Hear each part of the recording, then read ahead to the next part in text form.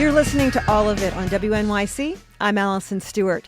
This hour, we're going to take you on a journey through New York, on a bike, in a car, and even in your dancing shoes. We'll hear from artist and author Christopher Myers about his new exhibit of tapestries and stained glass at the Brooklyn Public Library. The art follows a group of kids as they ride their bikes around the city. Then we'll talk about the best New York State road trip destinations, from the National Toy Hall of Fame to the Harriet Tubman home. But first, let's take a journey through dance, salsa to be exact, with Rosie Perez.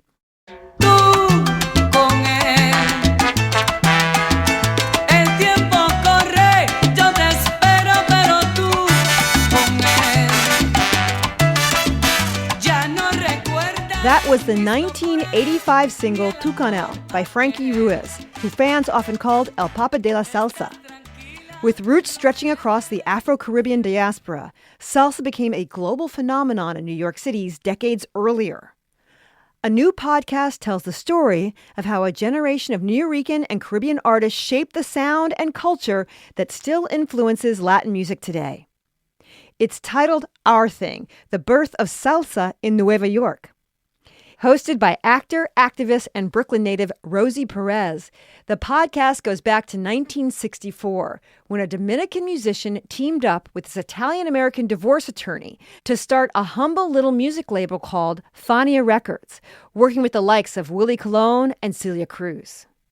Rosie Perez and senior producer Jeannie Montalvo join me to discuss the podcast, available to listen to now. Rosie told me that salsa has always been special to her because the music helped her connect to her roots. What was exciting to me is that it made a connection with the island for me. As a Nuyorican, every time I would go down the island, my Spanish was really bad and they would make fun of me and I didn't understand all the words in the song. But I would literally have a Spanish and English dictionary because I was too proud to ask anybody what the lyrics were on, especially Ruben Blades. Shout out to Ruben Blades, hi. And I would translate. And so it just made me feel much more connected to the island. And I know a lot of Nuyorican can relate to that, or first-generation Americans can relate to that. But it was also the sound of my stoop. Yeah. It was the sound of my block. It was the sound of inside my home at my tia's house, and it was just everything to me. Jeannie, what do you think is missing from the conversation about the history of salsa? That's an excellent question. I think there's been a lot of different versions of the salsa story. I mean, salsa in general, it has African rhythms.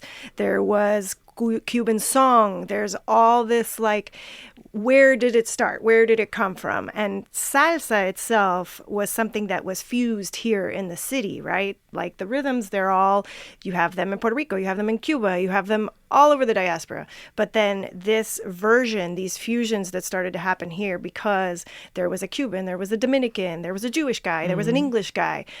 They made something different and they started branding it salsa.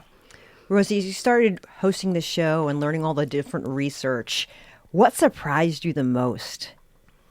What surprised me the most was the conflict generated by men and misogyny between Celia Cruz and La Lupe. And I did not know that. And there was times where I was crying in the studio when I was reading all about it, especially how La Lupe was disrespected, if you will, by a lot of the artists. And kind of put on the shelf because she was too loud, she was too flamboyant. They accused her of drug use, which she denied till her dying day, God rest her soul. But she was just a trailblazer who danced to her own beat. And that was a lot for men to take in at the time. And so what did they do? They pitted her against Celia. And Celia was not a part of that fight. So it was just so unfair. That surprised me. And what also surprised me was the funny story about Yankee Stadium. Such a good story. Such a good story. Let's talk about it. So in the first episode, they talk about this 1973 Fania All-Stars concert at Yankee Stadium, held on August 24th. First of all, who are the heavy hitters on stage? Oof. I mean, who were the heavy hitters that didn't get to go on stage? There was the Ray Barretto, who was on stage. We've got Roberto Roena, Nicky Marrero, Cheo Feliciano, Jorge Santana on guitar. But then, as we all know now, it was cut short. So many people didn't make it on the stage. Well, let's talk about how many people actually went to the concert, Rosie. How many people ended up going?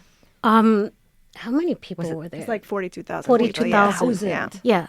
There were too many people. Yeah, there were too many people. And they didn't anticipate it. They underestimated the power of this new music, this new fusion. And also, salsa is also, yes, it's African beats. It's the Latin sound of the Caribbean. But it was also jazz. And it was the sound of the subway train. It was the sound and beat of the city. And they underestimated how many people were really vibing to this. So, and I remember as a kid, everybody was talking about that concert. Everybody, even the day after, they were like, "Oh, I was there." No, you weren't, you liar. You didn't leave the block. I saw you. But that's how big it was. Let's listen to a little bit. This is from the 1973 Fania All-Stars concert at Yankee Stadium.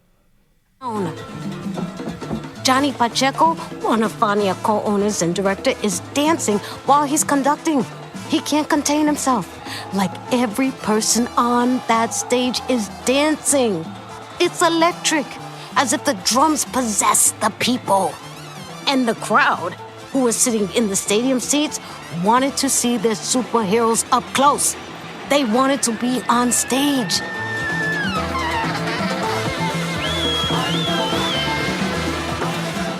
Timbalero Nicky Marrero remembers that moment. And all of a sudden, I saw the public that was seating in the bleachers coming down. It was like ants coming into the grounds. And they were coming closer and closer and closer and closer. Fania Records co-owner Jerry Masucci had made a deal with the stadium that prohibited the crowds from getting on the field, or the label would lose their deposit. But the crowd didn't give a about any agreement. I could see them. First of all, you're a great host, by the way. Oh, Rosie, that you are means a a lot great coming host. from you. I'm serious. I listen to you all the time, so thank you for that. The title of the podcast is Our Thing, the birth of salsa in Nueva York. My guests are host Rosie Perez, as well as senior producer Jeannie Montalvo. Let's roll back to 1964. We have a Dominican musician, an Italian-American lawyer, both from Brooklyn, and they start Fania Records. Tell us a little bit about their backstory and how they ended up together. Me? Okay. Yeah. So, Johnny Pacheco immigrated from the Dominican Republic with his family. He had a lot of brothers, and he was the only one with any musical talent. His father was actually a huge band leader in the Dominican Republic, which I just found out my parents used to go to the concert. My family's Dominican, which was cool. And so he, from a young age was a kind of whiz at all these different instruments, learned from his dad, went to Juilliard, made a name for himself, was on a different label created by Al Santiago called Alegre Records. And then, he had all this success. Alegre was kind of not doing great. Johnny wasn't happy. And he was also simultaneously going through a divorce. Jerry, on the other side, was a cop. Then he was a lawyer, and he was also in the Navy. He got stationed in Cuba. And then, he kind of became obsessed with Latin music. And so now they're both in New York, and Johnny needed a divorce lawyer. And Jerry was his divorce lawyer, and they kind of hit it off, and now the rest is history. Rosie, what were households listening to when you were a kid? When I was a kid, they were listening to Plástico. They were listening to Boogaloo, and we thought that Boogaloo was a city thing. When you're from the boroughs, you call Manhattan the city. And so it's like, if you knew how to boogaloo, that means that you crossed the bridge and you learned it from somewhere, And so, gosh, it was mainly like Willie Colon, Ray Barretto, Ruben Blades, Joe Bataan. Joe Batan, all those guys were the sounds inside my living room, in the shotgun apartment that I grew up with, and that was the soundtrack of my home. Was the music of salsa political at all? The music became very political. Ray Barretto was very political. He would show up and play for the Young Lords when they would have, meetings and gatherings of the such. Willie Colon, he was political in the sense that, he would talk about the streets and the reality of the streets. Ruben Blades was very, very, very political on a socioeconomic level and talk about dictatorships because he came from Panama.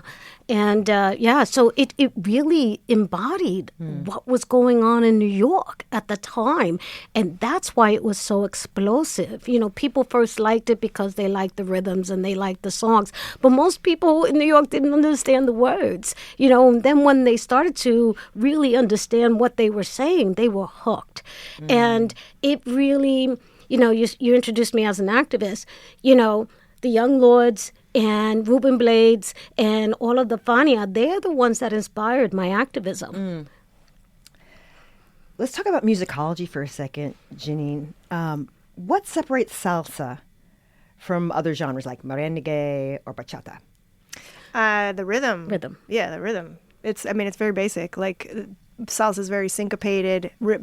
I used to teach dance, and the first dance we ever taught was merengue because it's just 1, 2, 1, 2, 1, right, left, right, left, right, left. But salsa is syncopated, has a clave, pa, pa, pa, pa, pa, and that can be difficult for people to grasp when they're dancing. Bachata is also 4, so it's like ding, ding, ding, ding, ding, ding, ding, ding, ding, ding, ding, so it's they're very different. The instrumentation is very different. Salsa has, they all have African rhythms, but salsa has like congas, timbales, bongos. It has a cowbell. It's got so much happening in the rhythm section, and all these horns. And merengue has that too, but again, merengue is very straightforward. It doesn't really have that jazz infusion too in salsa, which sets it apart as well. Right. As the podcast goes on, do you get into how hip hop intersects with salsa at all? Not really. Not really, but the way we talk about hip hop with salsa was really about the album cover art. Because these hip hop gangsters think they're so original. Well, Willie Colon, he's the first one that dressed up like a gangster on an album cover, and it was very, very, very controversial back then. Oh, I bet. Yeah, and album covers with the holding the trombone like a gun, like a Tommy gun. Exactly. Yeah. We are talking about the new podcast, Our Thing, the birth of salsa in Nueva York. My guests are actor, activist, and Brooklyn native Rosie Perez, as well as senior producer Jeannie Montalvo. Jeannie, as approaching the podcast, how did you decide to marry or how to balance the musical history with the political or the personal storytelling?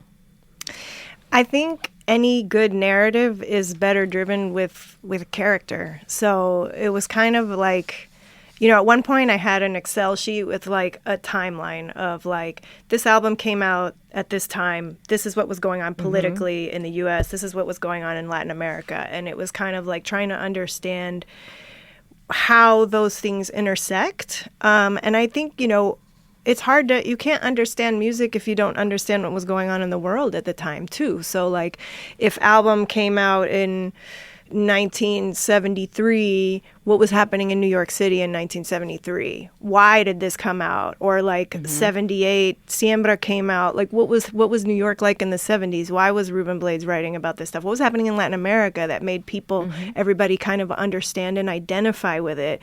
Because Latin America suffered so many dictatorships in the 70s. Like that's something that they all share in common. So I think it was kind of like, all right, these are all of our players.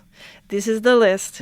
Let's see where we want to kind of like spread our focus and who is the through line, who is the character in each episode historically that we can kind of talk about when we talk about these albums or these events and things that kind of take us through the 8 episodes.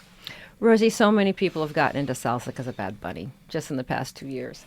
What do you hope younger generations take away from the podcast after listening to it? I hope that they take away that the importance of originality, the importance to be audacious and try something new, because everybody copies everyone. Social media has done us a disservice in that regard, and there was just these two guys with a dream and a vision. And Johnny Pacheco was really the leader musically. And he said, we should get this guy and we should get this guy and let's fuse this and let's fuse that. And most people don't do that. You hear a lot of music that is repetitive in its sound and what it's saying, and it's boring, And so I hope that they get inspired to start something new. And just take off and change the world, because Fania Records literally changed the world of music. And I really love that Bad Bunny it's like a come full circle moment right now, especially with the Super Bowl and everything, that he's really paying homage. And shout out to Anthony Ramos.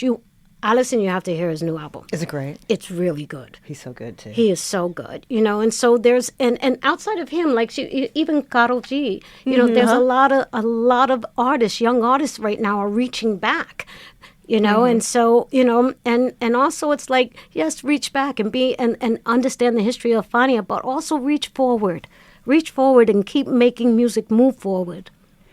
That was my conversation with Rosie Perez and senior producer Jeannie Montalvo about their new podcast, Our Thing, the birth of salsa in Nueva York.